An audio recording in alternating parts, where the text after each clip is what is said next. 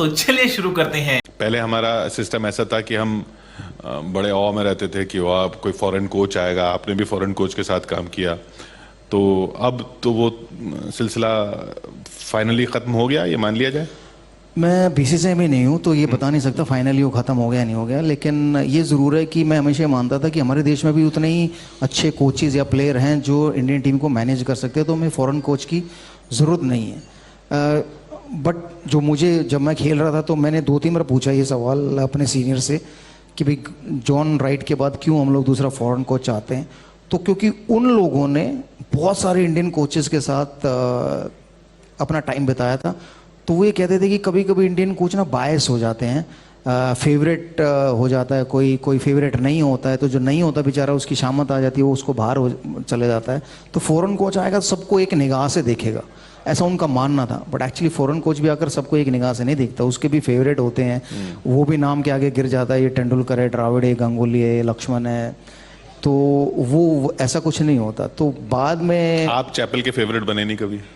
नहीं, मैं आया तो चैपल ने पहली स्टेटमेंट ये दी थी कि भाई Sehwag will be the next captain. अब 2 महीने में ऐसा क्या हो गया कि पता नहीं कैप्टन से वो टीम से बाहर हो गए। सो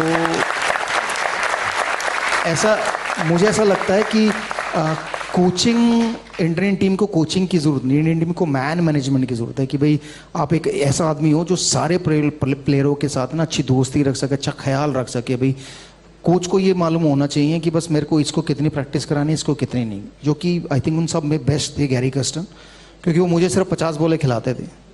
राहुल द्रविड़ को 200 बॉलें खेलते थे, सचिन तेंदुलकर 300 बॉलें खेलते थे, गौतम गंभीर 400 बॉलें खेलते थे, आकाश चोपड़ा और ज़्यादा खेलते। तो ये उनको मालूम था कि यार इनको इतनी बॉलें खेलने को मिलनी चाहिए, इसको इतनी बॉलें खेलने को मिलनी चाहिए, और उसके बाद वो छुट्टी देते थे कि भाई अब आपका काम हो गया, आप घर जाइए, होटल जाइए आराम की। तो वो उनको पता होना चाहिए कोचेज़ को कि यार मेरे ये प्लेयर हैं, इनको मेरे को कितनी प्रैक्टिस करानी है, किसको कितनी प्रैक्टिस की ज़रूरत है, किसको प्रैक्टिस की ज़रूरत नहीं है। तो बहुत सारे प्लेयर ऐसे भी होते हैं जो अपने आप को मेंटली प्रिपेयर करते हैं, क्योंकि उन्हें मालूम है मैं 15 साल से क्रिकेट खेल रहा हूँ, अब मुझे प्रैक्टिस में मेरी ना कोई बेटर होना है ना कुछ ख़राब होना है, तो अगर मैं मेंटली फिट रहूँगा, अच्छा सोचूंगा, तो शायद मैं बेहतर रिजल्ट प्रोड्यूस कर सकता हूँ। तो वो हमारे लिए वो काम बेटर है इंडियंस के लिए कि हम लोग अपने प्लेयरों को उससे मेंटली ख्याल रखें, क्योंकि प्रैक्टिस और फिजिकली तो ख्याल प्लेयर खुद रख सकता है, एक मेंटली होता है ना, उसको कंफर्ट जोन मिलना चाहिए ताकि वो बेहतर परफॉर्मेंस दे सके। मेंटल फिटनेस की आपने बात की, क्रिकेट से थोड़ा सा अलग लेना चाहूँगा कि जो स्ट्रेस की बात की जाती है आज की लाइफ में, तो एक क्रिकेटर से ज़्यादा स्ट्रेस किसने देखा जिसमें पूरा स्टेडियम आपके खिलाफ होता है कभी कभी, और उसमें आपको जाके खेलना होता है। तो ये जो स्ट्रेस, जो दूसरा स्ट्रेस है, जीवन का स्ट्रेस जिससे लोग जूझते हैं, उनको आप क्या सलाह देंगे? आप कैसे हैंडल करते थे? यार मेरा तो फंडा ये था कि स्ट्रेस लेना नहीं, स्ट्रेस देना आना चाहिए। सो मैं तो कोशिश ये करता था कि बॉलरों को स्ट्रेस दे दूं पहली बॉल पे ही, चौका छक्का मार के। सो मेरे फादर हमेशा मुझे एक बात कहते थे कि ज़िंदगी में जितना मिले उससे खुश रहना आना चाहिए। सो मैंने वो टाइम देखा है जब मेरे फादर, मदर, हम 2 भाई और 2 बहनें थी, तो 6 बंदों के लिए 1000 रुपये मिलते थे महीने के। तो उस 1000 रुपये में गुजारा किया है, फिर वो 1000 धीरे धीरे कुछ सालों के बाद 5000 रुपये हो गए, फिर वो 5000 से वो 10,000 रुपये हो गए, फिर मैं इंडिया खेला तो वो लाख रुपये हो गए, फिर वो और बड़ा प्लेयर बना तो 10 लाख हो गया, आज करोड़ है। लेकिन मेरी ज़रूरतें उतनी हैं जितनी मेरे 1000 में थी। ऐसा नहीं है कि मेरे पास करोड़ों आ गए तो मेरी ज़रूरतें बदल गई, बट ये है कि मैं खुश हूँ। तो वो खुश रहना बहुत ज़रूरी है, वरना इच्छाओं की सीमा नहीं है। सो आज अगर मेरे पास एक 500 गज़ के प्लॉट पे घर है तो मैं चाहूँगा यार 5000 गज़ पे मिल जाए, या 50,000 गज़ पे मिल जाए, या अंबानी जैसा घर मिल जाए, या मेरा प्राइवेट जेट हो जाए। तो इच्छाओं की सीमा नहीं है, तो जितना अगर उसमें खुश है, उसमें आप खुश हो, तो फिर आपको स्ट्रेस नहीं होगा लाइफ में, मुझे ऐसा लगता है। विरूपा जी, आपके दौर में आप, सचिन पाजी, हम लोगों ने कवर किया, देखा है कि आपके कुछ टेक्निक में इशू होता था तो आप मैदान पे घंटों प्रैक्टिस करते थे। आजकल ये देख रहे हैं कि अगर किसी की बल्लेबाजी में टेक्निकल कोई इशू है तो वो ग्राउंड पे कम, जिम में ज्यादा दिख रहा है।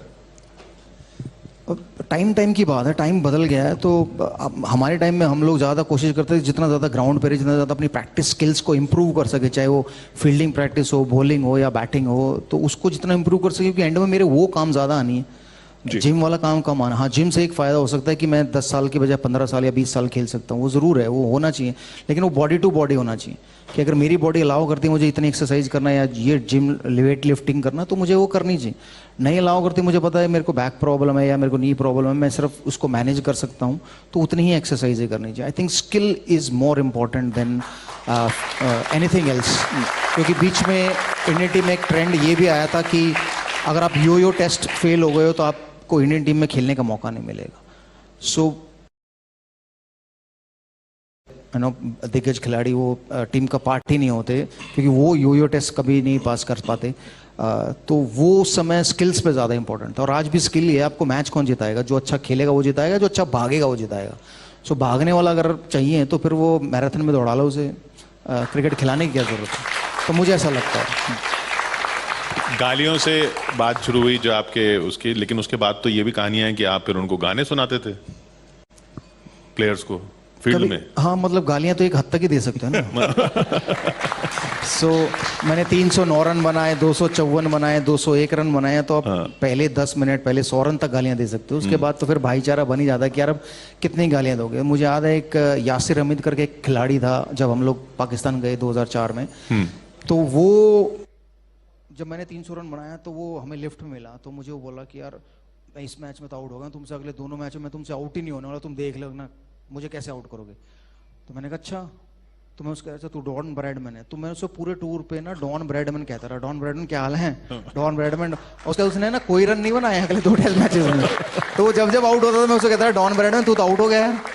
तो उसने बाद में हाथ जोड़ ले कि भाई यार तू मुझे डॉन ब्रैडमैन कहना बंद कर, मेरी बहुत बेइज्जती होगी अब तू मुझे डॉन ब्रैडमैन। तो कभी कभी ऐसा होता है गाली ना देके कुछ ऐसी बातें भी कह दो जो चुभती तो है ना, तो फिर उनको ठीक करने के लिए गाने भी गाने होते हैं। मतलब अगर जख्म दिया है तो मल्लम भी तो मैं ही लगाऊंगा। तो कभी कभी गाने भी सुना देते थे, कामरान अकमल थे या वो याशिर हमीद थे, शॉर्ट लेग स्लीप पॉइंट में बैठते थे, तो मैं गुनगुना रहा होता था, कहते थे यार हमारे लिए भी एक गाना गुनगुना दे। मैच के दौरान ही खेलते खेलते? मैं बाहर तो गाता नहीं था। खेलते खेलते ही गाता, बैटिंग करते वक्त गाता था, फील्डिंग करते वक्त भी नहीं गाता। फील्डिंग करते वक्त अंपायर्स होते थे, तो फील्डिंग करते हुए अंपायर के साथ बातें करता था, थोड़ी अंग्रेजी इंप्रूव हो जाती थी। पाजी आपके नाम 2 13 तक है, 2 ट्रिपल सेंचुरी आपने लगाई, तीसरा थोड़ा सा चूक गए। एक आपने बात सचिन पाजी से शेयर की थी ड्रेसिंग रूम में कि अगर इस बार मैंने 13 लगा लिया तो एक मिशन था कि मैं आपको दूंगा। पाजी क्या बता पाएंगे कि क्या बातें हुई थी आपकी सचिन पाजी के साथ? वो मिशन तो सक्सेसफुल हो गया बगैर सचिन के। तो उसका बारे में तो नहीं बता पाऊंगा, बट हाँ ये जरूर है, मुझे एक ही लाइफ में अगर मलाल रहा कि मैंने एक बार लाइफ में कुछ करना चाहा क्रिकेट की फील्ड, वो था कि वो मेरी तीसरी सेंचुरी, ट्रिपल सेंचुरी बनाने की। वो मेरी इच्छा थी कि मैं ये बनाऊं और मैं जो मेरा काम था वो सचिन से कराऊं, बट वो हो ही नहीं पाया। तो 293 पे आउट हो गया, तो ना मैंने उनको वो काम बोला, बट मैंने उनसे ये प्रॉमिस जरूर लिया अगर मैं ये 3rd ट्रिपल सेंचुरी बनाता हूँ तो आपको मेरे लिए काम करना पड़ेगा। तो उन्होंने बहुत पूछा कि भाई क्या, वैसे कमिटमेंट नहीं देते कि भाई नहीं क्या काम है क्या काम है। मैंने कहा नहीं, आप पहले कमिट करो कि आप करोगे। मैं ऐसा कोई काम नहीं है कि जो मैं गलत काम करूँगा। तो उन्होंने कहा कि ठीक है अगर तू बनाता है तो मैं तेरे लिए वो काम कर दूंगा। तो बट वो बना ही नहीं पाया, तो फिर मैंने उनसे रिक्वेस्ट भी नहीं की वो काम की, तो बट अब वो काम हो गया है, तो फिर उसके बारे में चर्चा क्यों करनी है। तो सीक्रेट है, सीक्रेट ही सीक्रेट ही है। तो मैंने अपनी पूरी लाइफ में मैंने कभी 309 रन जो बनाए वो मैं 300 बनाना नहीं चाहता था पाकिस्तान के, वो सिर्फ मैं उनको मारना चाहता था, पिटाई करना चाहता था। पिटाई करते करते 300 बनना। 2 second triple century South Africa के खिलाफ जब बनाई 319, तो टी टाइम तक 170-80 पे मैं इतना थक गया था कि मैंने सिर्फ लप्पेबाजी की। मतलब टेस्ट मैच में जैसे T20 खेलते हैं ना, 20-20 रन एक ओवर में मारे, और पता चला टी हो गई, फिर थोड़ी देर बाद आया तो 250 पे पहुंच गया, तो ऑटोमेटिकली 300 रन बन गए। तो वो बनाना ही नहीं गया मैं, 300 रन एक ही बार बनाने का जो बने नहीं। तो और एक बार ट्रिपल सेंचुरी आपने इसलिए मारी थी कि आपको मसाज करवाना था किसी से? हाँ, वो भी मतलब ये था कि एंड्रू लीपस हमारा फिजियो था, तो वो कभी मसाज नहीं करता था प्लेयर को, मैशोर के पास भेज देता था। तो मैंने कहा यार मेरी बैक बहुत सोर है, मसाजर को पता नहीं है, क्योंकि मानेका का हमारे एक मसाजर होते थे, वो अपने देसी थे, बस तेल लगाया और घसीट दिया हाथ, तो उन्हें नहीं पता कौन सी मसल कौन सा टेंडन क्या है। तो मैंने कहा एटलीस्ट तू करेगा तो तुझे पता है कि कौन सी मसल्स है, कौन सा टेंडेंट है, कहाँ पर ग्लूट मसल होती है। मैंने कहा उन्हें क्या बताऊँ मैं ग्लूट मसल, उनको बोला ग्लूट मसल तो हैमस्ट्रिंग पे चढ़ जाते थे। तो उनको मसाज का मतलब है कि तेल लगाओ और हाथ से रगड़ दो बस। तो वो उन्होंने बोला अगर तू 300 बनाएगा तो मैं तेरे को मसाज करूंगा। तो एक वो रीज़न भी था कि चलो 300 हो गया तो मसाज मिल जाएगी। कितने घंटे मसाज कराए आपने? हाँ, तो उन्होंने दी दी। हाँ, उन्होंने एंड्रू लिपस ने 1 घंटा मसाज दी, बट 1 घंटे की जगह मैंने 1.5 घंटा कराया। मैंने कहा यार आधा घंटा तो फालतू बनता है।